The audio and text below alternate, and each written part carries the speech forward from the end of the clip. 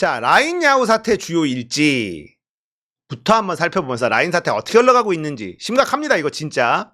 2011년에 네이버 일본에서 메신저 어플리케이션 라인 서비스를 출시합니다. 2011년에. 2016년 라인을 뉴욕과 도쿄 증시에 동시 상장을 해요.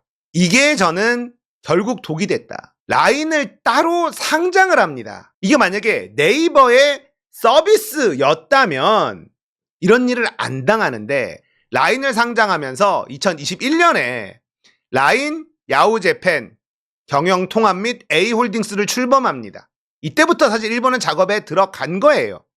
그러니까 라인은요, 네이버가 지분을 가지고 있는 회사지 네이버 게 아니라는 겁니다. 구조가 그렇게 돼 있는 거예요. 그러니까 이 라인, 네이버가 갖고 있는 지분을 조금만 갖고 가면 라인은 네이버 게 아니야. 도쿄 증시에 상장돼 있는 그냥 회사예요. 그러니까 이거 만약에 뺏기잖아요. 그러면 그냥 이 회사는 소프트뱅크 걸로 넘어갑니다. 그냥. 이거 진짜 심각하거든요. 자, 이렇게 되면 또 어떻게 되냐? 라인이 전 세계에 서비스하고 있는 그 모든 것들의 열매를 소프트뱅크가 가져간다는 거예요. 일본이 가져간다는 겁니다. 라인의 일본 서비스만 라인 야후가 하는 게 아니라 이게 별도 법인으로 상장돼 있기 때문에 라인 야후라는 회사가 전 세계 서비스도 다 하고 있는 거예요. 그러니까 이 모든 열매가 일본으로 넘어가는 겁니다. 자, 네이버 클라우드를 통한 개인정보 유출 가능성을 발표했죠, 이번에. 그리고 행정지도 2번 때리고 내놔라 하고 있습니다. 그리고 지분 매각 협상 중이다라는 얘기를 하고 있는 겁니다. 이제 우리나라 기업들이요, 잘 되는 것들을 따로 빼가지고 외국 시장에 상장하는 거, 특히 일본 시장에 상장하는 거 이제 안 합니다. 일본은 르노 때도 그랬고요. 예. 르노, 닛산 이때도 뺏어왔죠. 그때도 골 때리게 말도 안 되는 까를로스 곤 막 납치하고 이러면서 닛산 지분 뺏어왔었던 전력이 있습니다. 자, 네이버가 가지고 있는 지분 중에 한 주라도 소프트뱅크로 넘어가면 전 세계에 있는 라인 서비스에 나오는 수익들, 물론 지분이 있으니까 수익은 네이버가 어느 정도 챙기겠지만 그 권한이 다 일본 거가 되는 거예요. 라인이 일본 회사가 되는 겁니다. 라인 서비스가. 네이버는 그냥 투자자가 되는 거예요. 투자자. 이걸 윤석열 정권은 아무것도 안 하고 있다. 동남아는요, 라인 쓰는 나라가 굉장히 많습니다. 우리나라 사람들이 카카오톡을 쓰듯이 다 라인을 써요. 그 플랫폼이 그 국민들에게 침투하는 건 엄청나게 어려운 거고, 한번 침투하고 나면 그 다음부터 이제 수익을 쭉쭉 빨아먹을 수가 있어요. 이거 진짜 큰 건데 이걸 일본한테 넘겨주는 짓을 윤석열이 하고 있는 겁니다. 지금 한국인 이사 자리 뺀 라인, 전원 일본인으로 이 작업을 벌써 했어요. 라인 야후 대표가 모기업 네이버 지분 매각에 대해 분명한 입장을 내놨어. 그동안에는 대놓고 안 하다가 이제는 대놓고 네이버 지분 매각 얘기가 나옵니다. 예, 라인 야후 대표 이대자와 타케시라는 인간이 모회사의 자본 변경에 대해서 당사로부터 요청을 강하게 계속하고 있다. 소프트뱅크와 네이버 간 교섭이 되고 있지만 결정된 사항은 없다. 그러니까 라인 야후가 네이버 빨리 소프트뱅크한테 지분 팔아라 이걸 요구를 하고 있다고 대놓고 얘기하고 있다니까요. 자, 라인 야후는 네이버 출신 라인 앱 개발을 주도하고 성공시킨 신중호 이사를 이사회에서 뺐어. CPO입니다. 프로덕트 매니저. CPO를 이사에선 뺐지만 이 사람의 기술 실력은 필요하니까 CPO 자리는 그대로 뒀어요. 이 진짜 생 양아치 새끼들이죠. 라인 야후 이사진 7명이 모두 일본인이 된다. 거기다가 네이버에 위탁했던 사업을 종료하기로 했어. 이게 뭐냐면 클라우드 서비스 같은 거. 우리나라 네이버 클라우드에 이 데이터들이 다 들어가는데 그러면은 클라우드 사용료를 라인이 내야 될 거 아니에요. 그걸 네이버에다 내고 있으니까 라인이 잘 돌아가면 네이버는 고정적인 수익이 라인으로부터 네이버로 들어오는 구조가 있었단 말이에요. 근데 이것도 네이버 빼. 클라우드 서비스도 빼버려. 자, 네이버가 수익을 내고 있는 그 모든 것들을 다 뺏어가는 겁니다. 일본 정부는 네이버 지분 매각 강요할 법적 근거는 없어요. 예, 하지만 다양한 행정수단을 활용해 압력을 행사할 수 있다. 강제동원 배상 판결 당시 일본 정부는 미쓰비시 등 일본 기업의 재산권을 지키기 위해 한국 정부를 강하게 압박했고 결국 지켜냈습니다. 과연 우리 정부가 일본 정부를 상대로 네이버의 재산권을 지켜낼 수 있을지?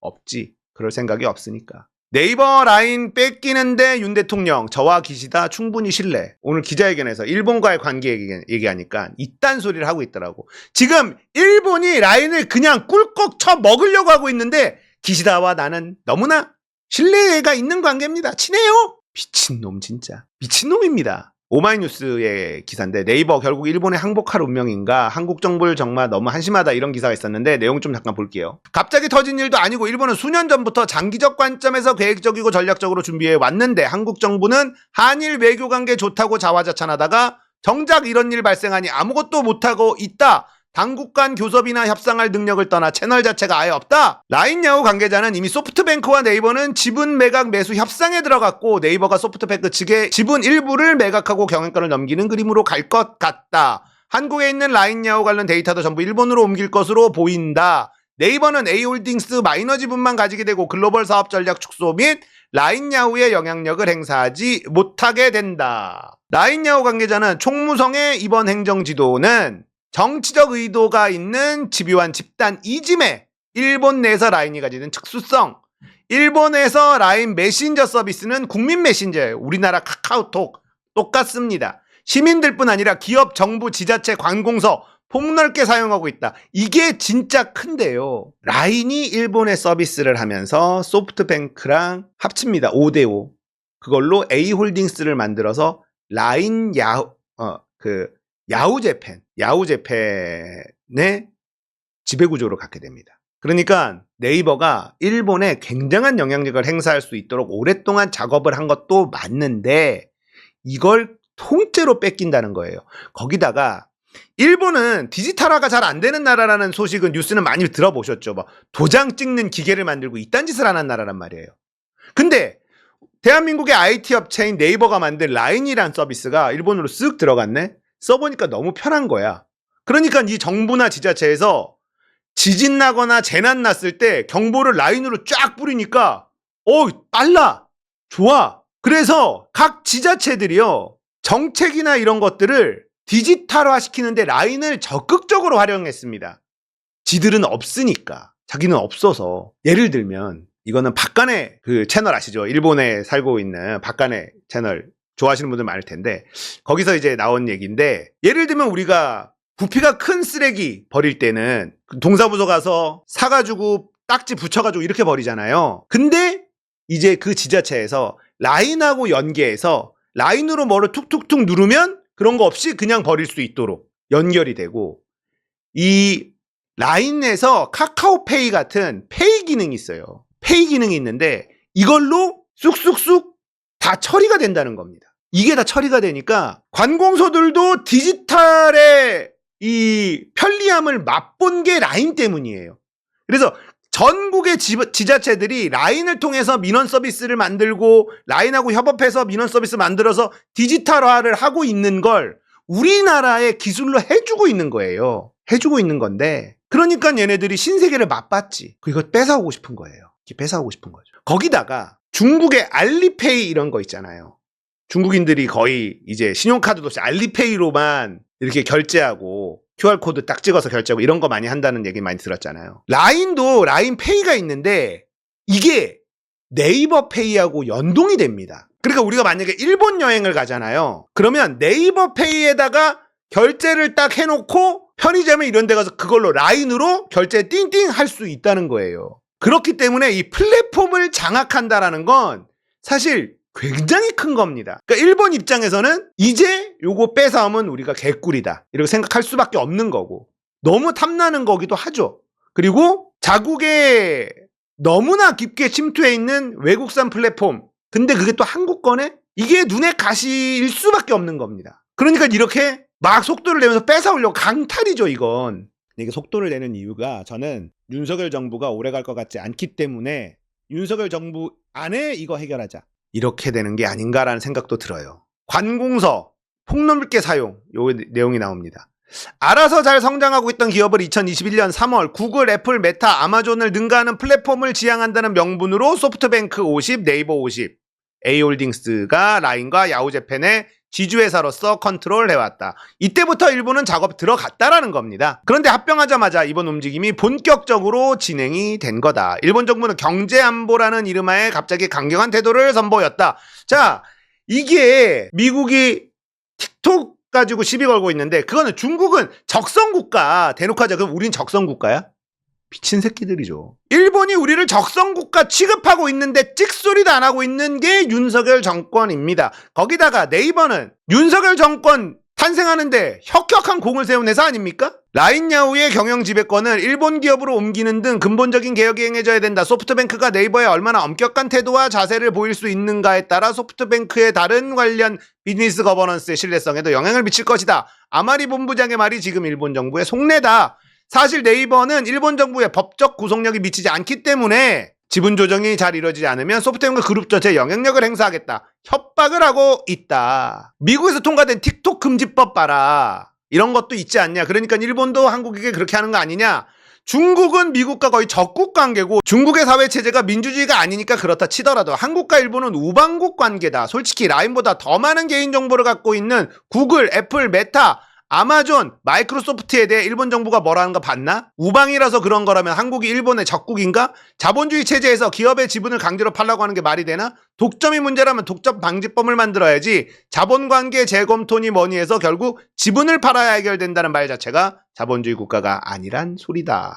마지막으로 한국 정부를 쌍욕을 박았다. 역대 최상의 한일 관계라 자화자찬하면서 일본에서 가장 성공한 한국 기술 기반의 기업이 지금 반강제적으로 지분을 빼앗기게 생겼는데 아무 대책도 내놓지 못하고 있다. 구한말 나라 뺏기던 과정과 흡사하다. 정말 한심하다. 역사학자 전우영 선생님입니다. 한일 합작기업 라인에서 한국인 대표이사가 쫓겨났습니다. 일본 정부는 연일 네이버에 라인 지분을 매도하라고 압박하고 있습니다. 하지만 윤석열 정부는 신중하게 국익을 위해 준비하고 있다고만 할 뿐 어떤 대응도 안 하고 있습니다. 오히려 조선일보는 한국 정부 관리가 한국 내 반일 감정을 무마할 방법을 일본 정부에 알려줬다고 보도했습니다. 윤석열 정권이 일본 전범기업의 강제동원 배상 책임을 제멋대로 면제해준 뒤 외교부 장관 박지는 우리가 물컵의 반을 채웠으니 일본이 나머지 반을 채워줄 것 이렇게 말했습니다. 하지만 일본은 윤석열 정권이 집권하는 동안 한국에서 빼앗을 수 있는 모든 것을 빼앗을 기세입니다. 20세기 벽두를 친일파들을 매국노라고 하는 건 20세기 벽두의 친일파들을 매국노라고 하는 건 그들이 일본을 위해 일하면서 사익을 챙겼기 때문입니다. 일본을 위해 후쿠시마 핵폐수가 안전하다고 홍보해주고 일본을 위해 우길기단 자위대함이 우리 땅에 들어오게 해주고 일본을 위해 독도가 영토 분쟁 지역이라고 기록해주고 일본을 위해 서울의 우길기 개양 합법화를 시도하면서 윤석열 정권과 국민의힘 사람들이 사익을 챙기지 않았다면 그들에게는 매국노라는 이름도 가분합니다. 인류는 남의 나라를 위해 공짜로 일해주는 부류를 지칭하는 용어를 아직 만들지 못했습니다. 얘네들이 일본을 위해서 이렇게까지 해서 도대체 챙기는 게 뭐냐 이거예요. 내선일체. 거의 그 수준 아닙니까? 내선일체. 왜는 간사스럽기 짝이 없어 신의를 지켰다는 말을 들은 적이 없다. 이순신 장군님의 말을 들어. 일본 놈들이랑 무슨 동업을 하니? 일본 놈들이랑 무슨 동업을 해? 거기다가 일본 놈들은요. 한국에 대한 컴플렉스가 엄청 강합니다. 컴플렉스가 심해. 그러니까 옛날부터 한반도에 침략을 하고 이런 과정들이 다 컴플렉스거든요. 한국에 지배를 당한다 우리가? 있을 수 없는 일이에요. 얘네들 입장에서. 하지만 얘네들은요. 강자에겐 약하고 약자한테 강하는 정말 간사스러운 국민성을 가지고 있습니다. 임진왜란 때 일본인들이 황당해한 건 일본군이 거의 한반도 전역을 초토화시켰습니다. 그냥 뻥뻥뻥 치고 올라갔어요. 근데 우리가 점령한 땅이라고 생각한 곳에서 의병들이 막 일어나. 전쟁이 끝나지가 않아. 일본인들 머릿속에서는 납득이 잘 안 되는 거예요. 왜냐? 일본인은 그 대가리를 잡으면 할복을 하거나 충성을 하거나 둘 중에 하나입니다. 와신상담 노리고 있다가 갑자기 툭 튀어나가지고 개기고 이런 게 없어. 야, 이 조선인들 저거 뭐냐. 얘네들은 그런 애들이에요. 그러니까 얘네는 대화하고 타협하고가 아니라 짓밟으면 알아서 기어줍니다. 얘네는 그래요. 그러니까 일본과 대등하게 무언가를 하려면 우리가 힘을 가지고 찍어 누르면서 가야지 일본은 그때서야 우리가 뭔가 할 수 있는 관계가 되지. 그게 아니면 언제나 뒤통수 칠 준비를 하고 있는 겁니다. 얘네들은 그렇습니다. 라인 사태가 어떻게 진행될지 저는 이걸로 민심이 굉장히 들끓을 거라고 봐요. 지금 국민의힘 지지자들이 윤석열을 버리기 시작했단 말이에요. 자, 기자회견 했는데 이게 과연 뭐가 터닝포인트가 되냐? 안 됩니다. 안 돼요. 국민의힘 지지자들이 돌아서고 있어서 저는 다음 주, 다다음 주 여론조사 대통령 지지율 굉장히 궁금해지거든요. 라인 사태는 온 국민이 열받을 수밖에 없어요. 그죠? 예. 라인 사태는 온 국민이 열받을 수밖에 없어.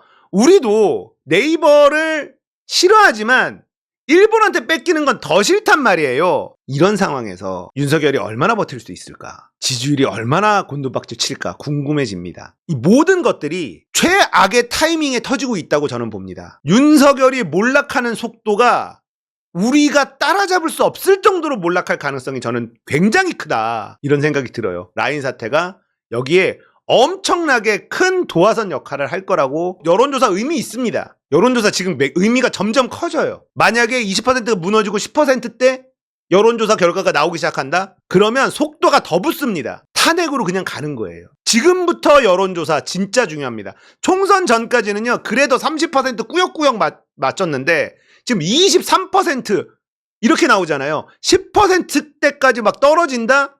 이러면 걷잡을 수 없이 탄핵 국면으로 접어들어요. 그래서 지금 여론조사 중요합니다. 저는 이 라인 사태가 국민 감정을 완전히 뒤집어버리는 그런 큰 사건이 될 거다. 이렇게 생각합니다.